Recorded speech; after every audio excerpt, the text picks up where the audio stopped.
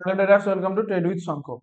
আমরা প্রতি সপ্তাহের মতো এই সপ্তাহে আমরা নিফটি সাপ্তাহিক অ্যানালিসিস করব এবং কোন সেক্টরটা আগামী দিনে পারফরমেন্স করতে পারে, এবং গত সপ্তাহে আমরা যেটা বলেছিলাম সেই সেই সেক্টরটা পারফরমেন্স করেছে কিনা সেটা দেখবো, এবং তার সাথে কিছু স্টক অ্যানালিসিস করব। তো শুরু করার আগে ভিডিওটা তাহলে শুরু করছি আমরা প্রথম থেকে।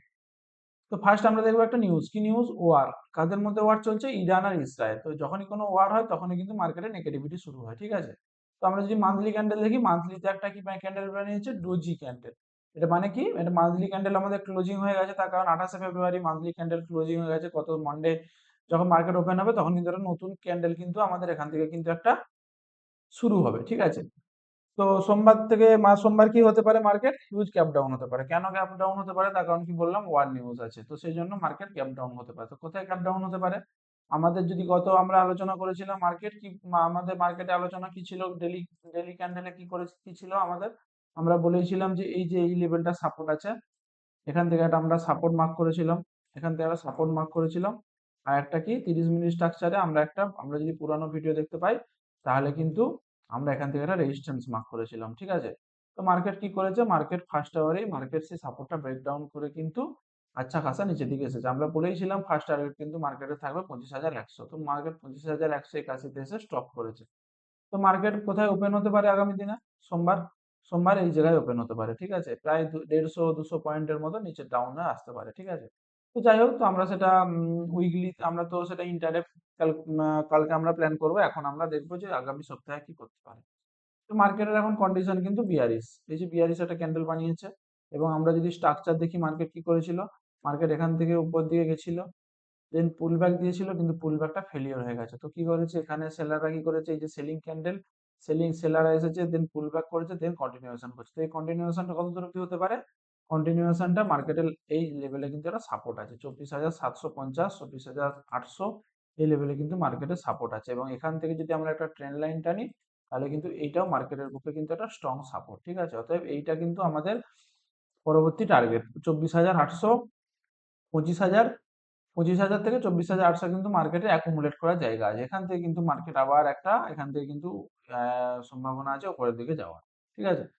তো যাই হোক, তো আমরা এখন আমাদের যদি নিফটির থেকে যদি কোনো সেক্টর অ্যানালিসিস করি, আমরা সেক্টর দেখবো যে আগামী সপ্তাহে আমরা যেটা আলোচনা করেছিলাম সেই সেক্টরটা কেমন পারফরমেন্স করেছে। তো আমরা প্রথমেই দেখে নেবো, কি দেখবো যে আমরা গত সপ্তাহে ভিডিওটাতে যদি আমরা দেখতে পাই, আমরা আলোচনা করেছিলাম কি কি বলেছিলাম। ফার্স্ট বলেছিলাম সিপিএসসি। তো সিপিএসসি কি করেছে? নিফটি রিটার্ন দিয়েছে নেগেটিভে, ঠিক আছে? কিন্তু সিপিএসসি কি করেছে? একটা ডোজি ক্যান্ডেল বানিয়েছে, মানে কি নিফটির থেকে কিন্তু সিপিএসসি কিন্তু বেশি স্ট্রং, ঠিক আছে? তো এর সাথে আমরা যদি অটো দেখি, অটো কি? সিপিএসসি বলেছিলাম, আর একটা কি বলেছিলাম? অটো। অটো কি করেছে? অটো কিন্তু একটা খানিকটা ডোজি ক্যান্ডেল বানিয়েছিল। আমরা প্ল্যানিং করেছিলাম যে এখানে রেজিস্ট্যান্স আছে, রেজিস্ট্যান্সে যদি ব্রেকআউট করে তাহলে কিন্তু আপার দিকে ভালো মুভমেন্ট করতে পারে, কিন্তু এটা কি একটা ডোজি ক্যান্ডেল বানিয়েছে। অতএব নিফটির থেকেও কিন্তু অটো কিন্তু স্ট্রং। এবং আমরা আরো একটা সেক্টর বলেছিলাম, সেটা কি বলেছিলাম? Nifty energy. আমরা যদি পুরানো ভিডিও দেখি সেখানে আমরা বলেছিলাম নিফটি এনার্জি সেক্টরে কিন্তু আগামী দিনে পারফরমেন্স করতে পারে। তো যথারীতি এনার্জি কি করেছে? Same doji type of candle বানিয়েছে। তো আমরা আগামী উইকের জন্য এই তিনটে সেক্টর কি চারটে সেক্টর আমরা কিন্তু নজরে রাখতে পারি, ঠিক আছে? কেন রাখতে পারি? কারণ এরা কিন্তু নিফটির থেকে স্ট্রং। তো এরা যখন নিফটি যখন একটু উপরের দিকে ওঠার চেষ্টা করবে তখন কিন্তু এই তিনটে চারটে সেক্টর কিন্তু তাড়াতাড়ি উপরে যাবে, ঠিক আছে? বাকি সেক্টরগুলো যেগুলো নিচে আছে সেগুলো আমরা এখন অ্যাভয়েড করাই ভালো, তার কারণ সেগুলো নিফটি রিকভার করে যেতে গেলেও তারা কিন্তু রিকভারি করতে টাইম লাগবে। তো আমাদের কি বললাম, সিপিএসসি সেক্টর কিন্তু আমাদের নজরে রাখতে হবে, অটো সেক্টর নজরে রাখতে হবে, আর একটা কি এনার্জি সেক্টর। এই তিনটে সেক্টর কিন্তু আগামী দিনে আমরা নজরে রাখতে হবে। আরেকটা কি বলেছিলাম? নিফটি পিএসসি ও সেক্টর কিন্তু আমাদেরকে নজরে রাখতে হবে। এটাও কিন্তু একটা কাইন্ড অফ ডোজি ক্যান্ডেল বানিয়েছে উইকলি। আমরা যদি প্রতিটা সেক্টরে একটা করে দেখি, দেখো রিয়েলটি কিন্তু একটা বিয়ারিশ ক্যান্ডেল, অটোতে কিন্তু ডোজি ক্যান্ডেল, এফএমসিজি কি বিয়ারিশ ক্যান্ডেল, মেটাল কি করেছে? Metal metal doji candle, financial bearish candle, alpha bearish candle, pharma. Pharma কিন্তু নিফটি থেকেও স্ট্রং, ঠিক আছে? কিন্তু ফার্মার একটা প্রবলেম কি আছে? সেলিং জোনে কিন্তু ফার্মা ট্রেড করছে। অর্থাৎ যেগুলো সেলিং জোনে ট্রেড করছে সেখান থেকে আমরা অ্যাভয়েড করবো। আমরা দেখবো যে বাইং জোনে কোন সেক্টর থাকছে, ঠিক আছে? তো আমরা যদি ওই তিনটে চারটে সেক্টর যদি আমরা নজরে রাখি তাহলে কিন্তু আগামী দিনে আমাদের মুভমেন্ট ভালো আসলেও আসতে পারে, ঠিক আছে? তো এর সাথে যদি আমরা কোনো স্টক দেখি, ঠিক আছে? তো আমরা শুধু সেক্টর সেক্টর দেখছি না, আমরা যদি কোনো স্টক দেখি, আগের সপ্তাহে আমরা কি স্টক বলেছিলাম? Cummins India. আমরা দেখবো কামিন্স ইন্ডিয়া কি পারফরমেন্স করেছে। ফার্স্ট আমরা দেখবো কামিন্স ইন্ডিয়া কি পারফরমেন্স করেছে উইকলিতে। উইকলিতে প্রায় নিফটি নেগেটিভ, কিন্তু উইকলিতে কিন্তু পজিটিভ, ঠিক আছে? এই যে একটা গ্রিন ক্যান্ডেল বানিয়েছে। অতএব কামিন্স ইন্ডিয়া কিন্তু এখান থেকে হালকা উপরের দিকে গেছিল, ঠিক আছে। আর একটা কি বলেছিলাম, সিমেন্স। আমরা যদি একটা নজরে রাখি, সিমেন্স আমরা বলেছিলাম, সিমেন্স কি করেছে, ব্রেকআউট করেছে। তো এই দুটো স্টক আমরা গত সপ্তাহে আলোচনা করেছিলাম। আর একটা কি বলেছিলাম হচ্ছে এবি ক্যাপিটাল, এটাও আমরা বলেছিলাম। এবি ক্যাপিটাল কি করেছে, একটা ডোজি কাইন্ড অফ ক্যান্ডেল বানিয়েছে, উপরে রেজিস্ট্যান্স ছিল, তো সেখান থেকে কিন্তু ব্রেকআউট করেনি, কিন্তু নিচের দিকে এসেছে। তো আবার সাপোর্ট জন্য ট্রেড করছে মার্কেটে, কিন্তু এবি ক্যাপিটালে এই লেভেলে একটা সাপোর্ট আছে। মার্কেট এখান থেকে আরো নিচে আসতে পারে এবি ক্যাপিটাল, দেন এখান থেকে কিন্তু ব্রেকআউট দিলে কিন্তু বড় মুভমেন্ট দিতে পারে। তো এই তিনটে সেক্টর কিন্তু আমরা আগামী সপ্তাহের জন্য কিন্তু নজরে রাখতে পারবো, এগুলো পজিশনাল ট্রেডিং এর জন্য, ঠিক আছে। এর সাথে যদি আমরা আগামী দিনে যদি আরো দুটো তিনটে সেক্টর অ্যাড করি, যেমন ভোল্টাস, আমরা এর সাথে একটা টেকনিক্যাল অ্যানালিসিস করবো ভোল্টাসে। ভোল্টাসের অ্যানালিসিস যদি আমরা দেখি, তাহলে কি দেখবো, ফার্স্টলি মান্থলি চার্ট দেখবো। মান্থলি চার্টে কি করেছে মার্কেট, ভোল্টাস এখান থেকে একটা আচ্ছা খাসা উপরে গেছিল, পুলব্যাক দিয়েছিল, দেন আবার উপরে গেছে, দেন আবার পুলব্যাক দিয়েছে। তো আমরা যদি এখানে একটা অ্যানালিসিস করি, তো কি দেখবো, মার্কেটের এটা ছিল রেজিস্ট্যান্স, ভোল্টাসের রেজিস্ট্যান্সটা ব্রেকআউট করেছিল, দেন এখানে রিটেস্ট করেছিল, ঠিক আছে। এবং যেহেতু একটা বিগ রেড ক্যান্ডেলে রিটেস্ট করেছিল, অতএব কিন্তু এখান থেকে রিটেস্ট ক্যান্ডেল এইভাবে হয় না। রিটেস্ট ক্যান্ডেল কি হয়, আস্তে আস্তে আসে, দেন সেখান থেকে বাইং আসে। তো এটা একটা সাব সেলিং ক্যান্ডেল, ঠিক আছে। তো সাব সেলিং ক্যান্ডেলে হওয়ার পর কি কথা ছিল, সাব সেলিং হবে, দেন পুলব্যাক দেবে, দেন কন্টিনিউয়েশন করবে, কিন্তু কি করেছে, এখানে কিন্তু সেলাররা ফেল হয়ে গেছে। কেন, এত বড় রেড ক্যান্ডেলের পর পুলব্যাক করার পর কিন্তু একটা স্মল রেড ক্যান্ডেল, ঠিক আছে। অতএব এখান থেকে কিন্তু বায়ার্সরা অ্যাক্টিভ হয়ে গেছে, কেন, এটা একটা বায়ার্সদের লেভেল। তো এখন কি করেছে মার্কেট, মার্কেট এখান থেকে কিন্তু একটা ব্রিক গ্রিন ক্যান্ডেল বানিয়েছে। এবং আমরা যদি একটা দেখি যে এখানে কিন্তু একটা রেজিস্ট্যান্স ছিল, এই যে এই লেভেলটা থেকে মার্কেট কিন্তু সেলিং এসেছিল, এটা কিন্তু রেড ক্যান্ডেলে পুল ব্যাক ক্যান্ডেল, এখান থেকে আবার সেলিং এসেছিল, কিন্তু কন্টিনিউশন করতে পারেনি, এটা ব্রেকআউট করে দিয়েছে। তো আমরা যদি এখান থেকে একটা ফিবোনাচি টানি আমরা, তো এখান থেকে দেখবো আমরা 0.5 লেভেলের উপরে ট্রেড করছে। অতএব আমরা কিন্তু ভোল্টাসকে কিন্তু নজরে রাখতে পারি। কেন নজরে রাখবো, আমরা ভোল্টাস বাই করার জন্য কিন্তু টেকনিক্যালি অনেকগুলো টার্ম পেয়ে যাচ্ছি। কটা টার্ম পাচ্ছি, আমরা ফার্স্টে কি দেখলাম, মার্কেট বাইং জোন থেকে উপরে গেছিল, 1 নম্বর আমাদের বাইং জোন থেকে উপরে গেছিল। 2 নম্বর কি দেখলাম, মার্কেট সেলাররা কিন্তু ফেল হয়ে গেছে, এই যে সেলিং করেছিল, দেন পুলব্যাক দিয়েছিল, কিন্তু সেলিংটা কন্টিনিউশন করতে পারেনি, ঠিক আছে, সেলাররা ফেল হয়ে গেছে।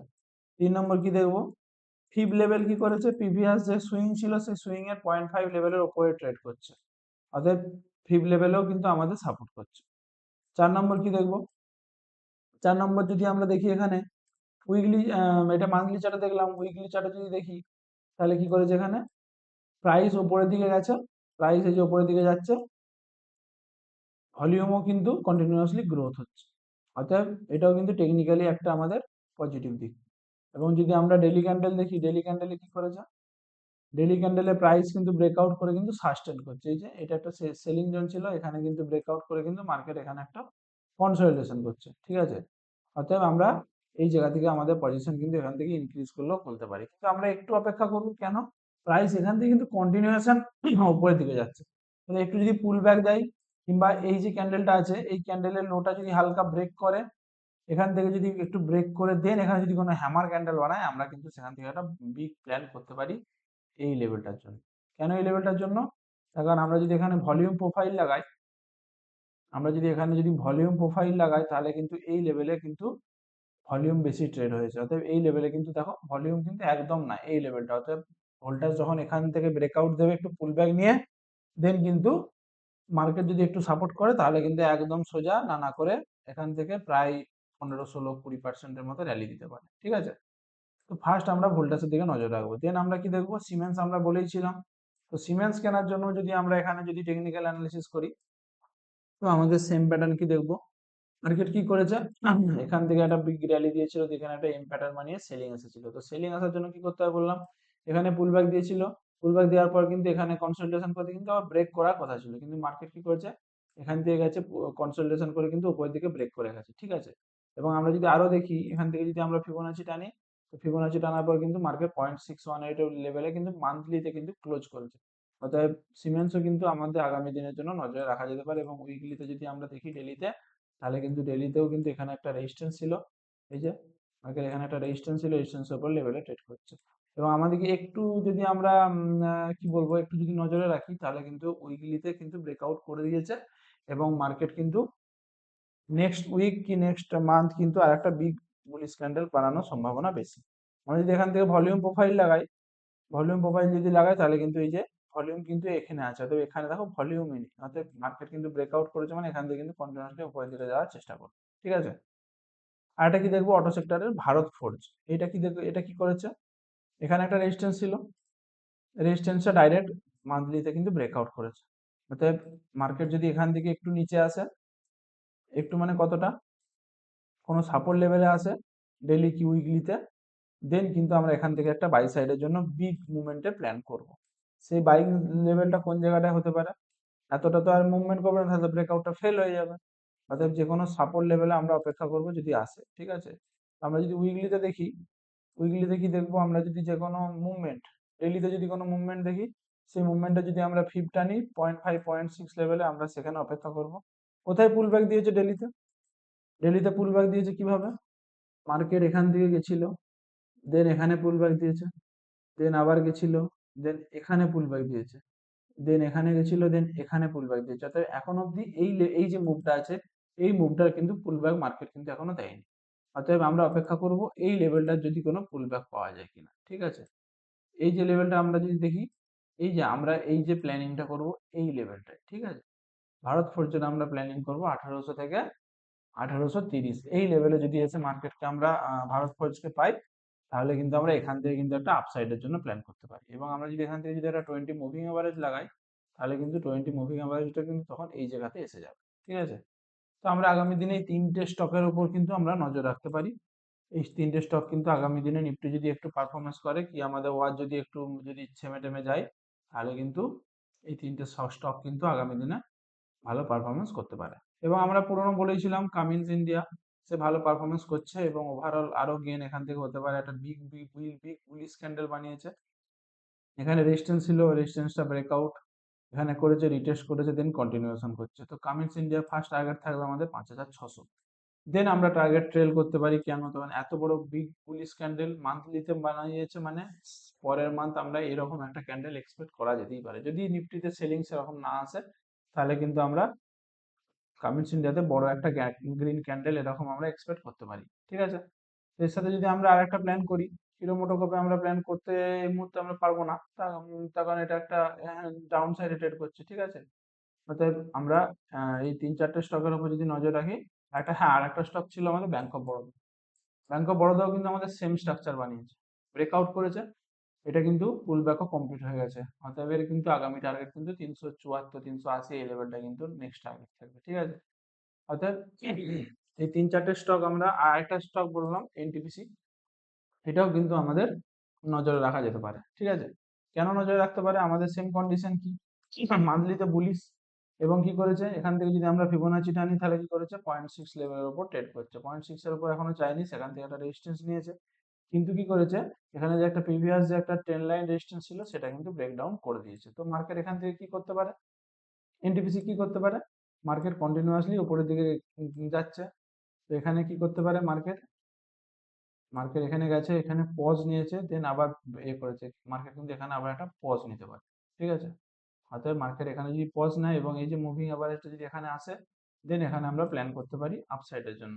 ঠিক আছে, তো এখানে আমরা প্ল্যান করতে পারি আগামী দিনে। যেমন এনটিপিসি স্ট্রাকচার কিরকম, আমরা যদি প্রিভিয়াস এনটিপিসি দেখি, মার্কেট মুভমেন্ট নিয়েছে, দেন এখানে পজ নিয়েছে, আবার মুভমেন্ট নিয়েছে, দেন পজ নিয়েছে, আবার মুভমেন্ট নিয়েছে, দেন এখানে কিন্তু আবার এনটিপিসি পজ নিতে পারে। সেটা কতদিন পজ সেটা আমরা জানি না, কিন্তু পজ নিতে পারে। ঠিক আছে, তো যাই হোক, তো আমরা লাস্ট অফ অল আমরা কি কি দেখলাম, আমরা ফার্স্ট দেখলাম কি, আমরা যদি একটা নর্মাল যদি একটা আমরা ফাইল খুলি, তাহলে আমরা সেখানে নজর রাখতে পারবো।